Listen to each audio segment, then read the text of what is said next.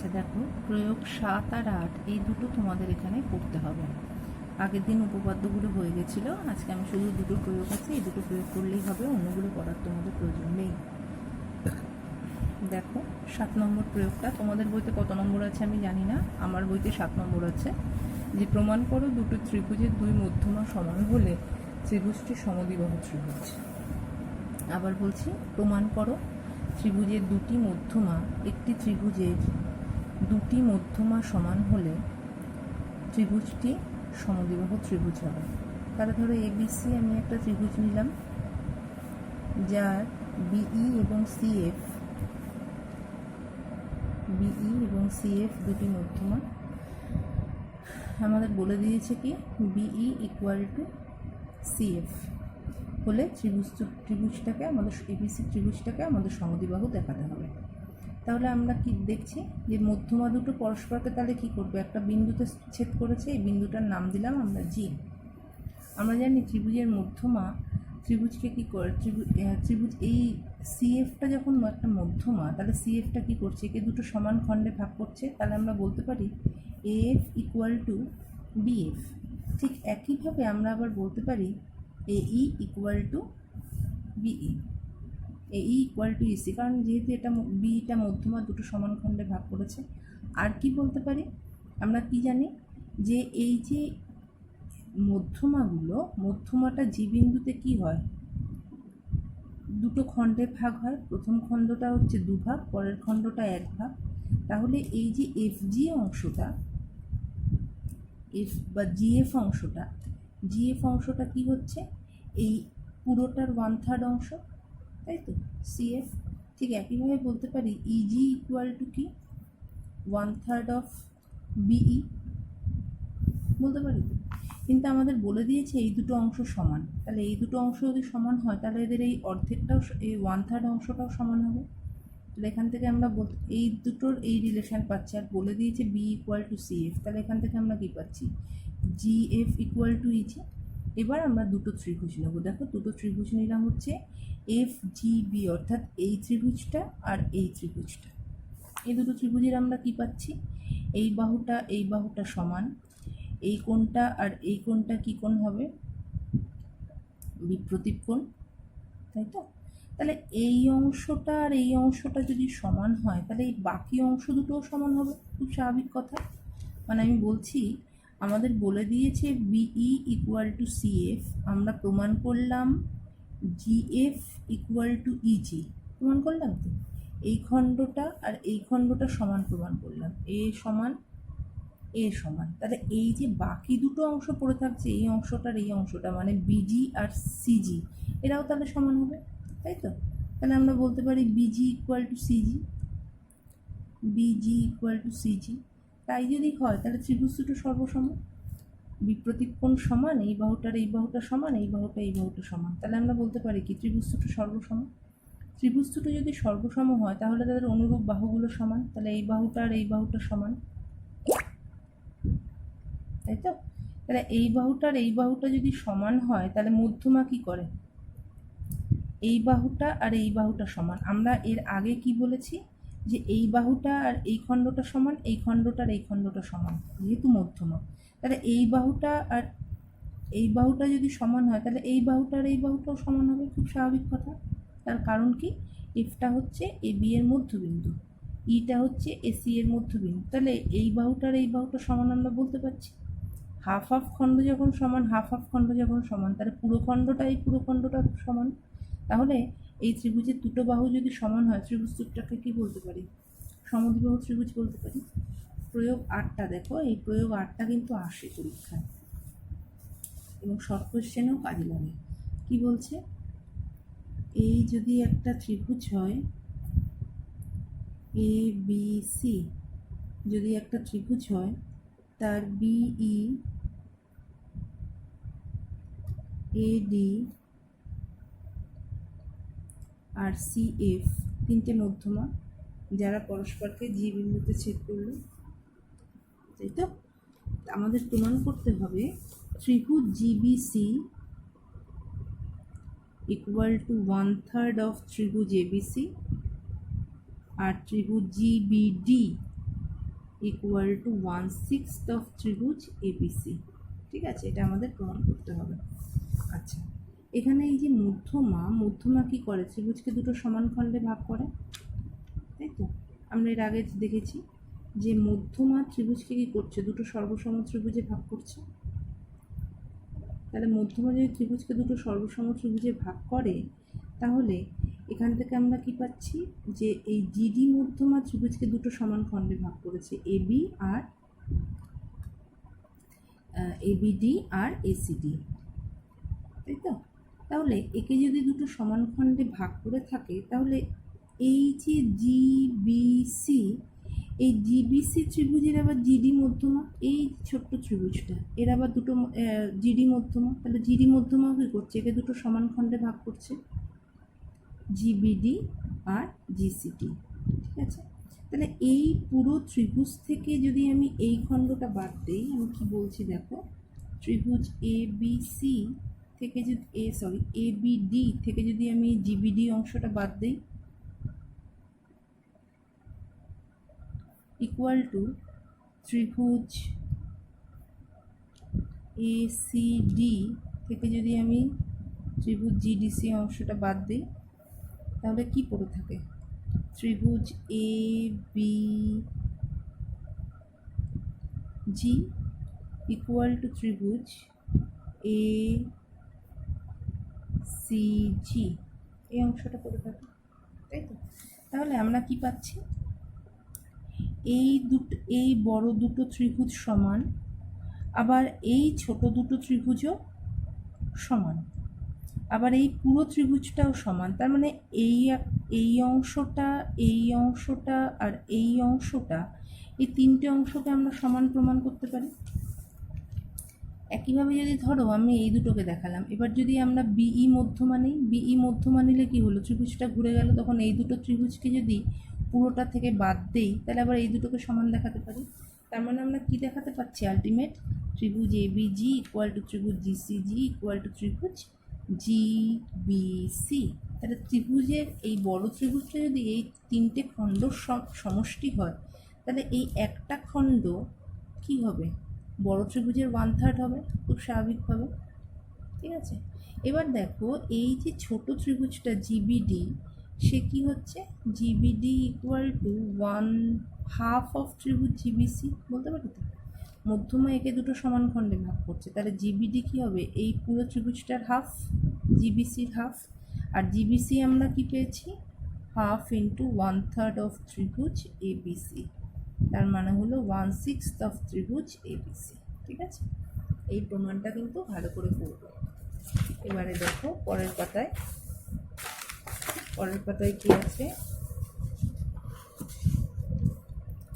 পরের পাতায় দেখো বলছে, আচ্ছা এখানে আমরা এমসিকিউ থেকে করব, শর্ট কোশ্চেনগুলো। ত্রিভুজের পরিকেন্দ্র এ বি সি, এটা যদি একটা ত্রিভুজ হয় এ বি সি, এর পরিকেন্দ্র হচ্ছে ও, তাহলে এটাকে এইভাবে যোগ করলাম ও। তাহলে বি ও সি এটা যদি 80 ডিগ্রি হয়, আমরা কি জানি, এটা তার মানে কেন্দ্রস্থ কোণ। তার মানে এখানে একটা এরকম বৃত্ত আছে, এরকম একটা বৃত্ত আছে, তোমরা একটা এক্সট্রা জ্যামিতি পড়িয়েছিলাম, যেটা যদি কেন্দ্রস্থ কোণ হয়, এটা হচ্ছে পরিধির উপর অবস্থিত, তাহলে কেন্দ্রস্থ কোণ কী হয়, পরিধিস্থ কোণের দ্বিগুণ। তাহলে এটা যদি 80 হয়, তার মানে এটা হাফ হবে, তাহলে এটা হবে 40 ডিগ্রি, অপশান এ। ঠিক আছে, পরেরটা কি দিয়েছে, 2 নম্বরটা। আচ্ছা এখানে কিন্তু একটা দুটো অঙ্ক আমি একটু তোমাদের করতে দেবো, ঠিক আছে? আচ্ছা 2 নম্বরটা কি দিয়েছে, এবিসি ত্রিভুজের লম্ব বিন্দু। লম্ব বিন্দু কাকে বলে, যে লম্বগুলো যখন, লম্ব সমদ্বিখণ্ডক নয় কিন্তু, একটা ত্রিভুজের লম্বগুলো যখন পরস্পরকে যে বিন্দুতে ছেদ করে, তাকে বলা হয় হচ্ছে লম্ব বিন্দু। তার মানে ধরো এই একটা লম্ব, এই একটা লম্ব, এই একটা লম্ব, তাহলে ধরো এ বি সি, এর লম্ব বিন্দু যদি ও হয়, তাহলে ধরো লম্বগুলোকে আমরা ধরলাম ডি ই এফ ধরলাম, ও এফ একটা, বিই একটা লম্ব, সি এফ একটা লম্ব, এডি একটা লম্ব। এরা পরস্পরকে ও বিন্দুতে ছেদ করেছে, এবার আমাদের এই কোণটা বলে দিয়েছে 40 ডিগ্রি। ঠিক আছে, আচ্ছা দেখো এই যে পরস্পরকে ছেদ করলে এখান থেকে আমরা একটা চতুর্ভুজ পাচ্ছি না, এ এফ ও ই, অর্থাৎ এই যে এই চতুর্ভুজটা এ এফ ও ই, এই একটা চতুর্ভুজ পাচ্ছি। তাহলে এই চতুর্ভুজের বিই আর সিএফটা যখন লম্ব টেনেছি, তার মানে এই কোণটা কত ডিগ্রি? 90 ডিগ্রি, তাই তো? এই কোণটা 90 ডিগ্রি, তাহলে এই কোণটা পাচ্ছি 90 ডিগ্রি, এই কোণটা পাচ্ছি 90 ডিগ্রি। ঠিক আছে, এই কোণটা অলরেডি বলে দিয়েছে কত, বিএসির মান 40 ডিগ্রি বলে দিয়েছে। তাহলে একটা চতুর্ভুজে আমরা কি পাচ্ছি, তিনটে কোণ জানি, তাহলে 4 নম্বর কোণটা অর্থাৎ কোণ ইওএফ এর মান কত হবে? ইওএফ এর মান হবে হচ্ছে 360 ডিগ্রি মাইনাস 40 প্লাস 90, তিনটে কোণের সমষ্টিকে বাদ দিলাম, তাহলে 360 ডিগ্রি মাইনাস 90, 90 180 আর 220, তেমন হচ্ছে 140 ডিগ্রি। তাহলে এই কোণটা যদি 140 ডিগ্রি হয়, তাহলে এই কোণটার বিপ্রতিপন্ন না এই কোণটা, তাহলে এই কোণটাও কত হবে? 140 ডিগ্রি। তার মানে হচ্ছে অপশন বি। এবার দেখো নাম্বার 3, নাম্বার 3 কি দিয়েছে? নাম্বার 3 দিয়েছে যে একটা ত্রিভুজের অন্তঃকেন্দ্র,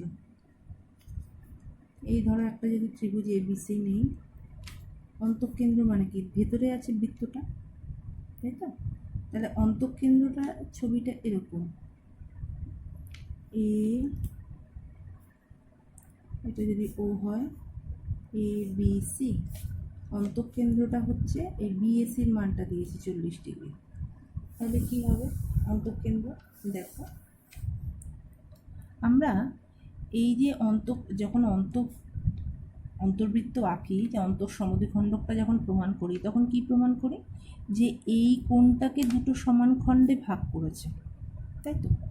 এই কোণটাকে এই অন্তঃসমদ্বিখণ্ডকের ছেদবিন্দুটা দিয়ে আমরা ও বিন্দুটা পাই, যেটা হচ্ছে অন্তর্বৃত্তের ব্যাসার্ধ, তাই তো? ও বি বা ও সির সমান, মানে এগুলো হচ্ছে অন্তঃসমদ্বিখণ্ডক। তার মানে কী করেছে, এই দুটো কোণকে দুটো সমান খণ্ডে ভাগ করেছে, বোঝা গেল? তাহলে আমরা এই যে ত্রিভুজটা পাচ্ছি, ত্রিভুজ এবিসি, ত্রিভুজ এবিসি এর ক্ষেত্রে কি পাচ্ছি, কোণ বি প্লাস কোণ সি সমান কত পাচ্ছি? 180 ডিগ্রি। আচ্ছা, কোণ এ প্লাস কোণ বি প্লাস কোণ সি সমান 180 ডিগ্রি, কোণ এর মান 40, তাহলে কোণ বি প্লাস কোণ সি সমান পাচ্ছি 180 মাইনাস 40, তার মানে হচ্ছে 140 ডিগ্রি। এটুকু বুঝতে পারলে আশা করি। এবার আমাদের এই ত্রিভুজটা নিয়ে চিন্তা, ত্রিভুজ বিওসি। তাহলে এই ত্রিভুজ বিওসিতে কী কী কোণ পাচ্ছি? কোণ বিওসি প্লাস কোণ ওবিসি প্লাস কোণ ওসিবি ইকুয়াল টু তাহলে 180 ডিগ্রি। আমাদের এই কোণটার মান দরকার, কোণ বিওসি। আচ্ছা, এই যে ওবিসি আর ওসিবি, তার মানে এই কোণটার অর্ধেক আর এই কোণটার অর্ধেক, তার মানে এখানটা আমরা ওবিসির জায়গায় আমরা কি লিখতে পারি? কোণ b/2, আর এর জায়গায় লিখতে পারি কোণ c/2, লিখতে পারি তো? লেখা যায় তো? কোণ ওবিসি মানে হচ্ছে কোণ b/2, একে সমানভাবে দুটো খণ্ডে ভাগ করেছে, এটা মানে c/2, তার মানে কোণ বিওসি ইকুয়াল টু কোণ B plus c/2 equal to 180 degree. তাহলে কোণ BOC plus 100 B plus c/2, তার মানে এখানটা আমরা কত লিখবো? বি প্লাস সি এর জায়গায় কত লিখবো? 140/2 প্লাস 180, তাহলে কোণ বিওসি সমান কত হলো? এটা মানে 70, 180 মাইনাস 70 মানে হচ্ছে 110 ডিগ্রি। ঠিক আছে, এই ক্যালকুলেশনগুলো কিন্তু আমি করে দিচ্ছি, তোমরা একটু প্র্যাকটিস করবে। আচ্ছা, 4 নম্বরটা পারবে, ভরকেন্দ্রটি জিবিসি যদি 12 হয়, ত্রিভুজ এবিসি কত? জিবিসি ইকুয়াল টু কি? 1/3 অফ ত্রিভুজ এবিসি। তাহলে এবিসির মান কী হবে? জিবিসি 3 গুণ, তার মানে 36। আচ্ছা, একটা সমকোণী ত্রিভুজের পরিব্যাসার্ধের দৈর্ঘ্য 5 হলে অতিভুজের দৈর্ঘ্য কত হবে? এটা করেছো, যে সমকোণী ত্রিভুজের পরিব্যাসার্ধটা কী হয়? অতিভুজের মধ্যবিন্দু, তাই তো? সমকোণী ত্রিভুজের পরিকেন্দ্র হচ্ছে অতিভুজের মধ্যবিন্দু, তাহলে পরিব্যাসার্ধ 5 হলে অতিভুজ কত হবে? 10। পারবে, এটা নিজেরা লিখে করবে। আচ্ছা, 12-র 1 নম্বরটা অনেকবার বলেছি, এটা আর বলবো না। একই কথা একটু আগেই বললাম। আর এই ত্রিভুজগুলোর ক্ষেত্রে আমি প্রথমেই বলেছি যে সমকোণী কিনা আগে দেখবে। আচ্ছা, 2 নম্বরটা কি বলছে? ত্রিভুজ এবিসির এডি মধ্যমা এবং জি ভরকেন্দ্র। ত্রিভুজ এবিসি এর, আচ্ছা 2 নম্বর, তাই তো? এটা হচ্ছে 12-2। ত্রিভুজ এবিসি এর, এই যদি ত্রিভুজ এবিসি নেই, এ সমবাহু ত্রিভুজ, এডি মধ্যমা, জি ভরকেন্দ্র। আচ্ছা, ত্রিভুজটার বাহুর দৈর্ঘ্য যদি 3√3 হয়, তাহলে এজি এর দৈর্ঘ্য কত হবে? দেখো, সমবাহু ত্রিভুজের ক্ষেত্রে বলেছিলাম যে উচ্চতা এবং মধ্যমা সমান হয়। তাহলে ত্রিভুজের বাহুর দৈর্ঘ্য যদি 3√3 হয়, তাহলে উচ্চতা কত হবে? উচ্চতার সূত্র হচ্ছে √3/2 ইন্টু বাহু। তার মানে এখানে বাহু হচ্ছে 3√3, তাহলে 3/2 ইন্টু 3√3, তার মানে হলো 3 ইন্টু √3 মানে 3 হয়ে গেল, বাই 2, তার মানে 9/2। ঠিক আছে, এটা হচ্ছে ত্রিভুজের উচ্চতার দৈর্ঘ্য, তার মানে মধ্যমার দৈর্ঘ্য। তার মানে এডি সমান পেলাম আমরা 9/2। আমাদের এজির মান বার করতে হবে। এজি মানে কি? এজি মানে এডির ক ভাগ? 2/3 ভাগ, তার মানে 2/3 ইন্টু এডি, তার মানে 2/3 ইন্টু 9/2, 2 কাটা, তার মানে হলো 3 সেমি। ঠিক আছে, পারবে এটা? করেই দিলাম আমি। আচ্ছা, ত্রিভুজ এবিসি সমবাহু ত্রিভুজের পাদ ত্রিভুজ যদি ডিইএফ হয়, তাহলে এফডি এর পরিমাপ কত? তাহলে দেখো, এবার হচ্ছে 3 নম্বর অঙ্কটা। 3 নম্বর অঙ্কটা কী বলেছে? যে একটি ত্রিভুজের কয়টি বিন্দু, তোমরা তো অনেকগুলো সমবিন্দু পেলে, তো এই বিন্দুগুলোর মধ্যে কোন বিন্দুটা বা কোন বিন্দুগুলো ত্রিভুজ থেকে সমদূরবর্তী, ত্রিভুজের বাহুগুলি থেকে সমদূরবর্তী আছে। ত্রিভুজের বাহুগুলো থেকে যদি সমদূরবর্তী হতে হয়, দেখো কোন বিন্দুটাকে আমরা পাচ্ছি ত্রিভুজের বাহুগুলো থেকে সমদূরবর্তী? আমরা ত্রিভুজের ভেতরে যখন অন্তর্বৃত্ত আঁকি, এই অন্তর্বৃত্তটার ব্যাসার্ধটা কি এই বিন্দুগুলো নিয়ে আমরা আঁকি, তাই তো? এই দূরত্বটা যদি সমান না হয়, এই প্রত্যেকটা বাহু থেকে আমরা কি অন্তর্বৃত্ত আঁকতে পারি? পারি না, তাই তো? তার মানে একটি বিন্দু, বাকি যে বিন্দুগুলো আমরা পাচ্ছি, দেখো লম্ব সমদ্বিখণ্ড, তোমরা স্কেলের সাহায্যে মেপে দেখতে পারো যে সাধারণ যে বিন্দুটা আমরা পাচ্ছি, অর্থাৎ যেটা দিয়ে আমরা পরিবৃত্ত আঁকতে পারি। পরিবৃত্ত আঁকার ক্ষেত্রেও ধরো যদি আমরা এইভাবে আঁকি, পরিবৃত্ত আঁকার ক্ষেত্রে এই বাহুগুলোর এই আমাদের এই দূরত্বটা এইভাবে নিতে হয়, অর্থাৎ আমরা লম্ব সমদ্বিখণ্ডক নিই, তাই তো? সেক্ষেত্রে কিন্তু হচ্ছে না, বা আদার্স যে কটা বিন্দু পাচ্ছি মধ্যমা বা সেটার ক্ষেত্রে কিন্তু হচ্ছে না। ঠিক আছে, তাহলে এক্ষেত্রে আমরা কটা বিন্দু পাচ্ছি? আমরা একটা বিন্দু পাচ্ছি। আচ্ছা, পরেরটা দেখো, 4 নম্বর অঙ্কটা। 4 নম্বরটা কি বলছে? যে একটা সমবাহু ত্রিভুজের পাদ ত্রিভুজ ডিইএফ হলে এফডি এর পরিমাণ। পাদ ত্রিভুজ কাকে বলে? যে যখন আমরা কোনো একটা ত্রিভুজের বিপরীত শীর্ষবিন্দু থেকে যখন বিপরীত একটা বাহুর উপর লম্ব আঁকি, এই লম্বগুলো পরস্পরকে যে বিন্দুতে ছেদ করে তাকে বলা হয় হচ্ছে লম্ব বিন্দু। অর্থাৎ এই একটা লম্ব আঁকলাম, এই একটা লম্ব আঁকলাম, এই একটা লম্ব আঁকলাম। তাহলে ধরো এ বি সি একটা ত্রিভুজ নিলাম, এই বিন্দুটার নাম দিলাম ও, এটা ডি ই এফ। এই যে লম্বগুলো যে আছে, এই লম্ব, অর্থাৎ এই যে আমরা এডি লম্ব এঁকেছি, বিই লম্ব এঁকেছি, সিএফ লম্ব এঁকেছি, এই যে লম্বগুলো বাহুগুলোকে যে বিন্দুতে স্পর্শ করেছে, সেই বিন্দুগুলো যদি যোগ করি, তখন যে ত্রিভুজটা আমরা পাই, এখানে আমরা কোন ত্রিভুজ পেলাম? ডিইএফ। তাহলে এই ডিইএফ ত্রিভুজটাকে বলা হয় হচ্ছে পাদ ত্রিভুজ বা পেডাল ট্রায়াঙ্গেল। ঠিক আছে, এবার কি বলছে? পাদ ত্রিভুজ ডিইএফ, তাহলে এফ ডি এ আমাদের এই কোণটার মানটা বার করতে দিয়েছে। ঠিক আছে, এফ ডি এ। আচ্ছা, প্রথম কথা হচ্ছে এটা আমরা এগুলো লম্ব এঁকেছি, লম্ব যদি আঁকি তার মানে এই কোণটা হচ্ছে 90 ডিগ্রি। ঠিক আছে, তাহলে এইখানে যখন সমবাহু ত্রিভুজের ক্ষেত্রে লম্ব এবং মধ্যমা, অর্থাৎ বা উচ্চতা এবং মধ্যমা দুটো কিন্তু সমান, তাহলে উচ্চতার মধ্যমা যদি দুটো সমান হয়, তাহলে এখান থেকে আমরা কি পাচ্ছি? তার মানে এই সমবাহু ত্রিভুজের ক্ষেত্রে কি করে, এটা মধ্যবিন্দুতে ছেদ করে, তাই তো, মধ্যবিন্দুতে ছেদ করে প্লাস এটা হচ্ছে লম্ব। তার মানে এর মধ্যবিন্দুগুলো যোগ করে আমরা যে ত্রিভুজটা পাবো সেই ত্রিভুজটাও কি হবে, মানে দেখো এখান থেকে আমরা এই দুটো মধ্যবিন্দু, এই বাহুটা আর এই বাহুটা সমান, তাহলে এই বাহুটা সমান, এই বাহুটা সমান, এই বাহুটা সমান, তাই তো, কারণ সমবাহু ত্রিভুজ। তাই যদি হয় তাহলে এই বাহুটা এরা তিনটেই সমান হবে। তার মানে এটা প্রত্যেকটা হচ্ছে 60 ডিগ্রি। তাহলে প্রত্যেকটাই যদি 60 ডিগ্রি হয় তাহলে এই ত্রিভুজটার ক্ষেত্রে এই পুরোটা 90 আর এই কোণটা হচ্ছে 60, তাই তো। তাহলে আমাদের এই কোণটুকু কত হবে বার করতে পারবো? আশা করি বুঝতে পারলে আমার কথাটা। অর্থাৎ এই জায়গাটা হচ্ছে 90, ঠিক আছে। তাহলে এবার কোণ এফ ডি এ এর মানটা আমরা কি পাচ্ছি, এইটুকুর মানটা বার করছি।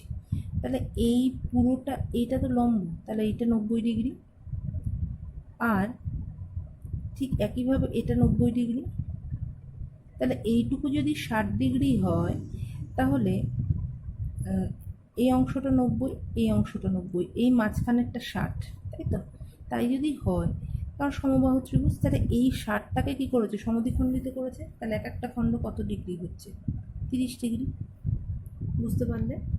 আচ্ছা, এবারে দেখো 5 নম্বর অঙ্কটা। 5 নম্বর অঙ্কটা কি বলছে, একটা সমদ্বিবাহু ত্রিভুজ, তার মানে কি দুটো বাহু সমান।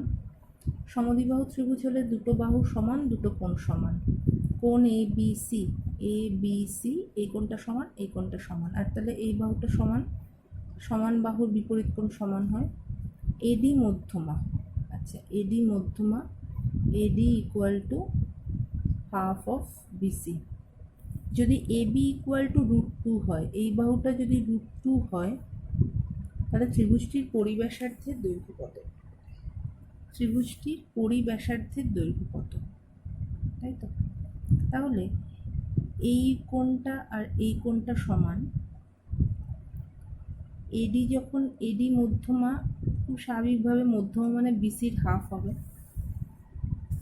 তাহলে এখান থেকে আমরা কি পাচ্ছি,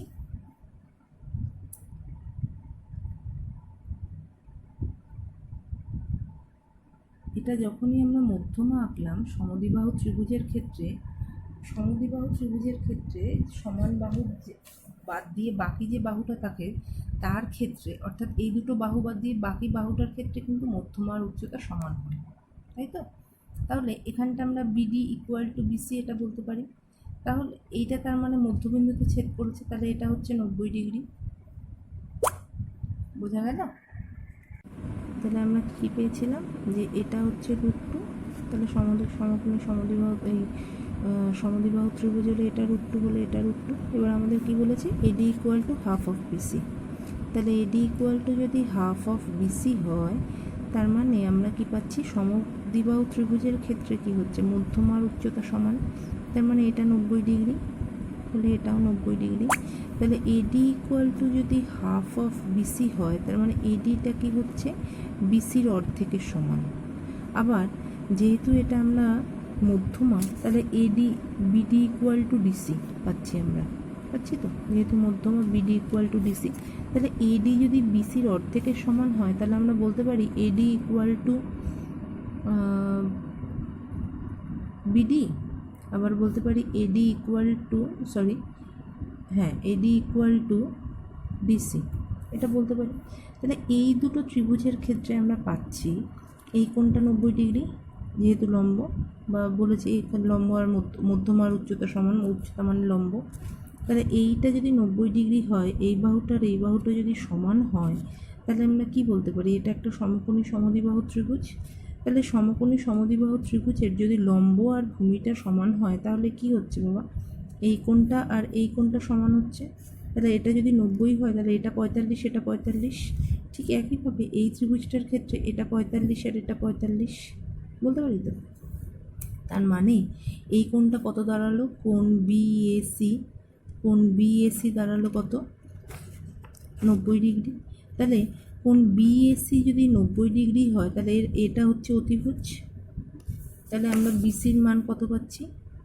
BC equal to root over AB square plus AC square. আশা করি বুঝতে পারলে, এসি স্কোয়ার।